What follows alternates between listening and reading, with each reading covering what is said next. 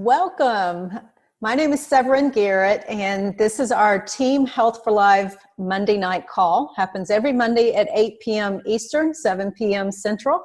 And we have a different topic every week. And we are so excited to have LaToya Palmer Addy with us tonight. She is sharing a mom's journey, how she's finding time and choosing time for her Juice Plus business and sharing the gift of health. So with that said, I'm not going to take any more time away from her. I want you to take it over, LaToya. Okay. Thank you very much. And let me share screens. Let's see. Please forgive me if, can everyone see it? Thumbs up? Yes? Okay, okay. It's a little weird because I cannot see you guys anymore. Okay, so you'll just see my screen small. That way I can make sure I'm flipping through the right slides. Okay, so as Severin mentioned, my name is LaToya Palmer Addy. And so I wanted to start by just telling you a little bit about myself. So I am a multifaceted woman, as many of us are. But to me, what that means is that I am first and foremost a child of God, a wife, a mom, a community leader, and an entrepreneur. And so I really love quotes and scriptures, and definitely pretty quotes that are related to scripture. So this is a scripture that I found, and it says that God is within her, she will not fall. This year, my theme for the year, or my phrase, is push through. And what that really means is that whatever obstacle comes my way, that with God, I will always be able to overcome that. And that's very important because when you are doing business for yourself, it's not a matter of if you will have obstacles or opposition, it's a matter of when. And so you really have to be prepared to overcome those. And as I mentioned, I am also a wife. And so just to be kind of fun, let's see if it's going to play. Oops, I don't think it is. Hold on one second.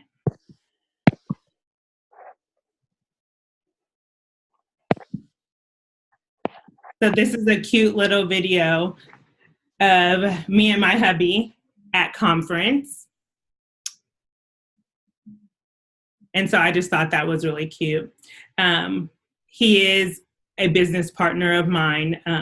And that's another thing that I love, that we are able to do this business together, which makes it easier for me to incorporate and to find time and to be creative about weaving in my business with my family. Because I also mentioned that I am a mother. And so here I am with my 3 boys, my very active 3 boys. And so it is really essential that I am creative about finding ways to work my business for the benefit of them and also for me as a mom. And then I am also a community leader and entrepreneur. And as we all know, community is where it is at, okay? I thrive on community, having fun, getting people together, engaging people, and just getting to know them. And this is a picture of me and my friends, some sideline buddies. And we just had a really fun event for families. It was called Back to School, Back to Health. And we had families come out and we shared information with them on pretty much how to be healthy when going back to school, because we know that there are germs. And if you wait and you just go back to school, you could have a sick kid. And so we definitely want to be trying to prepare as much as possible to be healthy.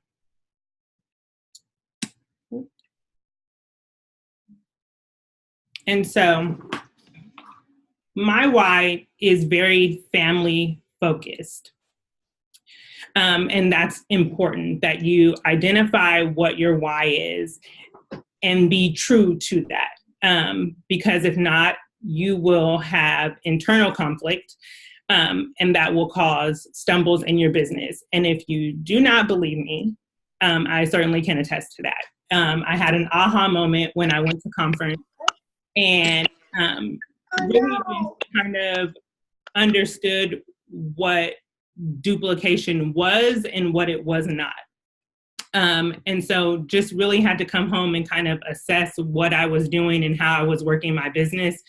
And so that just really led to me kind of doing some things different. And so I have another little tag that says, make time for the ones that you love. And so that just means to include them. And by them, I mean my boys. So this summer was a great opportunity for me to really step back and incorporate them into my business. And how I did that was with kids in the kitchen. And it's not something that I created. You can look on YouTube or Google and find tons of things or ideas for people who are incorporating their kids in the kitchen. But basically just teaching my kids domestication, how to cook, letting them, getting their feedback on what they like to eat, and just listening to them, and then showing them that being in the kitchen means so much more than just throwing some things in the pot and calling it dinner. So within that, some of the benefits of working with them is that I'm able to build a stronger bond with them. And not only am I able to build a stronger bond with them, but they're able to build stronger bonds together. And then that also gives me tons of teaching opportunities, not only to teach them new skills, but to reinforce some of the skills that they learned in school, such as math skills, because you have to measure out things, to timing, and simply planning. And then two, it also helps me to show them entrepreneurship. Because a lot of times they're like, Mom, well, what are you doing? Well, I'm cooking or creating meal plans to kind of help other people learn how to do that. So it's not just something that I do for them, but it's something that I've turned into a business opportunity for myself. And it's something that if they are diligent in learning, that they can also do for themselves. And last but not least, working in the kitchen teaches you responsibility, because if you burn the dinner or the dinner is gross, then everyone is going to be not so happy with you. And as I mentioned, my why is very family focused.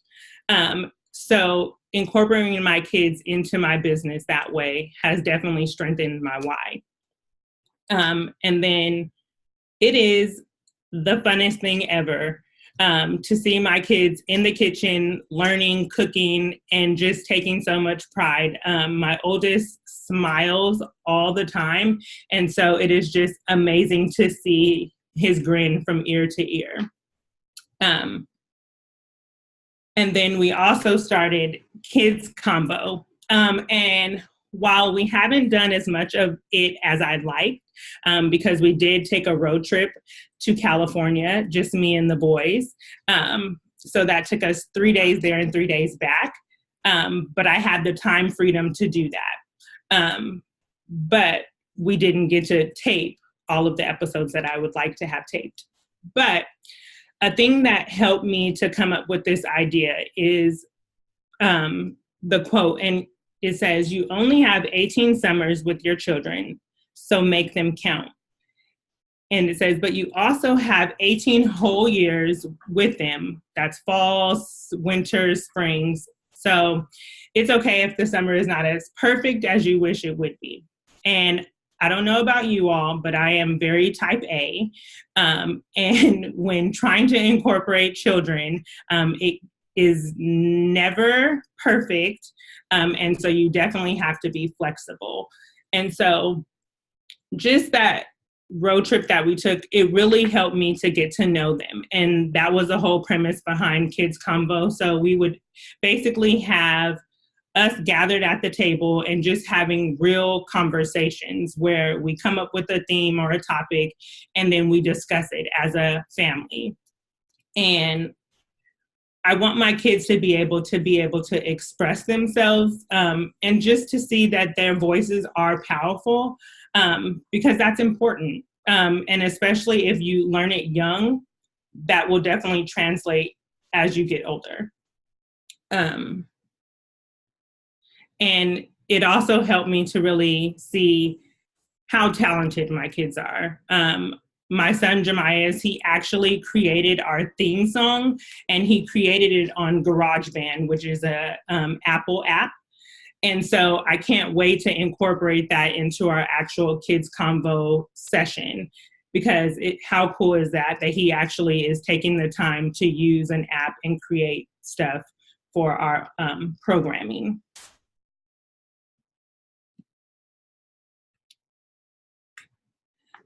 And so also, when you are trying to work your business as a mother, and just find time, I find that you do need to work smarter. And I am a firm believer in working smarter, not harder. And so how to do that? You need to pick a day to plan. Some people prefer to do it on Sundays. Some people prefer to do it on Mondays. Whatever day you pick, stick to it and get your calendars together. My kids are very active. So we have a football schedule. I sit on several boards. So I also have those dates on my calendar. And so I sit down with those and then go through the week. But first and foremost, I mark off the important dates. So school events, sporting events, things like that, because you want to make sure that you are taking those dates off the table before you put anything business related on there. And then you want to make sure to find time to weave your business into that, because business should be done to the benefit of your family. I believe it was Billy Leonard who said that at conference, and that just, again, really hit home, that you're working your business for the benefit of your family, not the reverse. So you want to be making sure that you put your family first. Then also, routines just work.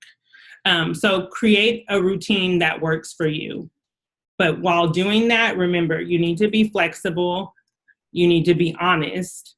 If you are saying you're going to work your business for 4 hours each day and you are supposed to be at practices and basketball games or football games and on board meetings, that may not be truthful. So you want to be honest with yourself. And if you can really only commit 30 minutes, then just truthfully commit that 30 minutes. But within that 30 minutes, stick to your business and don't get distracted with other things.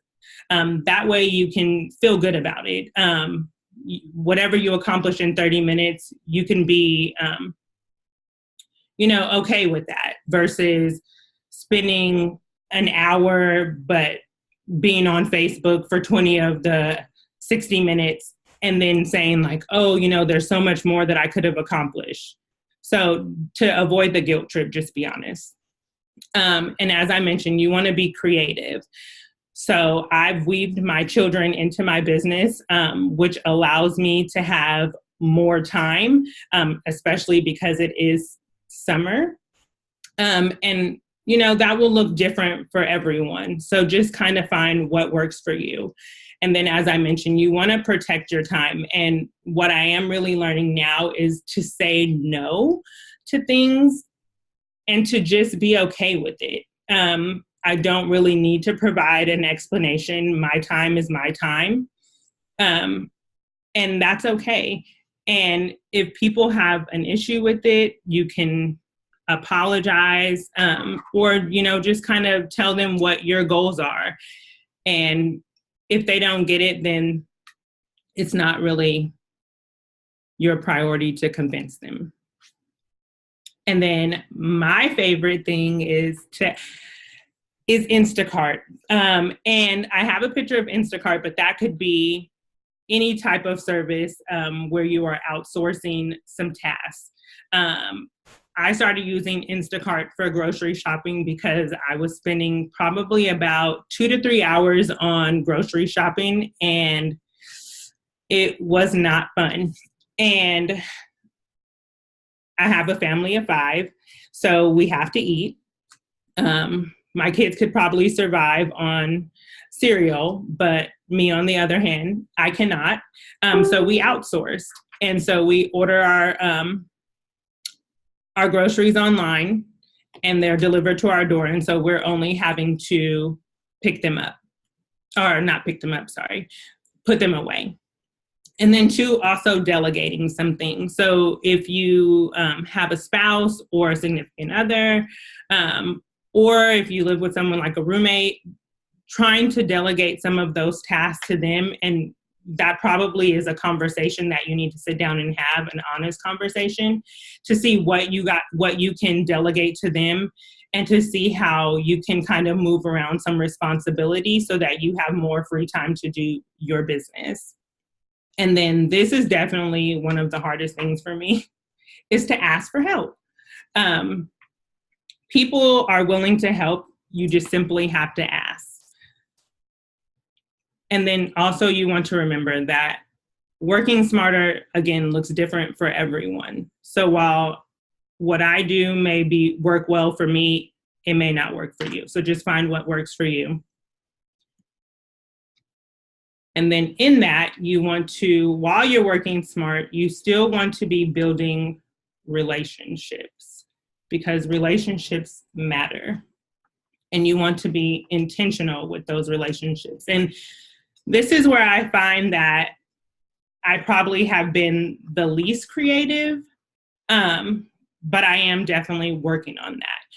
And so within your sidelines, you want to find people who are going to speak life into you and into your business. Because also remember, I did say when obstacles come, you want to have those sideline buddies who you can definitely call on for an encouragement, kind of some direction, and just to kind of run some ideas by, or to ask them for ideas that they have about your business that can kind of help you get back on track. And then 2, they offer accountability. If you're telling them what your goals are and you're not necessarily hitting them, they can, kind of check in with you from day to day. And then 2, they also provide hard truths so that you can grow as a person. You don't want to have people in your circle who are just going to be what I call yes people, who just kind of tell you yes to anything that you say, because that's not going to help you grow. That's going to help you become stagnant and complacent. You also want to be intentional with your customers, because we all know that customers become raving fans, and they can also become team members. And so I have a picture. I don't know, it may be too small for you to see. Can you guys see it? Okay. And so these are also, they're not only customers of mine, but they're also team members of mine. And you just want to be mindful not to rush the relationship so that you can meet a goal. And if I can just have a moment of transparency, I was very bent on reaching a goal. And I think that I did not properly navigate through these relationships. So me being the person that I am going to go back to these people and have a very just honest conversation with them, and to really make sure that I am preserving the relationship that I have with them, because first and foremost, these are people that I love. And so I don't want to be more focused on a goal than I want to be more focused on the relationships that I have with them. And so just being honest about that. And then 2, if you have done that in the past, simply go back to that person and share your heart, because they will see you for who you are. And I can probably more times than not be certain that they are going to accept your apology, and then your relationship will definitely be preserved. And then this is probably where I would focus most of my energy, is the prospects. And you have to be intentional, have intentional conversations. And I put a picture of a grocer because there's tons of times that I have been at the grocery store to run in for something really quick. And instead of talking to the cashier, just kind of letting them check me out and going on about my way. What you have to remember is that everybody that you encounter is an opportunity for you to create a relationship. I frequent Aldi because it is close to my house. And so I've seen the same cashiers time and time and again, because we've lived in this neighborhood for almost 6 years. So there should be no reason why I do not know the cashiers by name and at least know 1 to 2 things about them. And, you should be creating relationships with people who you're doing life with. And that's not to say that you're going to mention a product or a service after 2 or 3 conversations. It may take you 6 months to a year to actually have the opportunity and gain their trust to even be able to present the opportunity to them. But within that, you are gaining a friend, you're learning about them. And again, that's what this is about. Creating a community, a contagious community. So when you're doing that and actually preserving the relationship, then you are gaining community members. And for me, I have very active kids. So my children play football, basketball, t-ball. So we are literally in contact with numerous people. And so that gives me opportunities to learn about tons of people and to have those people within my circle. And so while I'm creating these relationships, when I, being intentional about bringing up health, and 2, making sure that they know that I am focused on health. Just recently, I was asked by our PTA to create a health initiative for our lunch program. And that was simply from a conversation that I had on the ride home from a PTA conference. And I didn't think that I was going to be asked for that. That was definitely not my intention. It was simply a conversation about having healthier choices at lunch. And from that, the PTA president put it on her list for goals for the next 2 years. And so you never know what those types of conversations will bring up. And it's just simply having the relationship, and then when the opportunity presents itself, being bold enough to bring it up. And as I mentioned before, definitely don't rush it. Let the conversations happen organically, but just be ready when they do happen.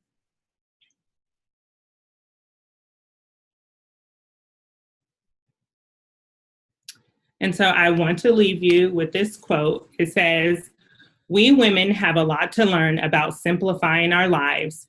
We have to decide what is important and then move along at a pace that is comfortable for us.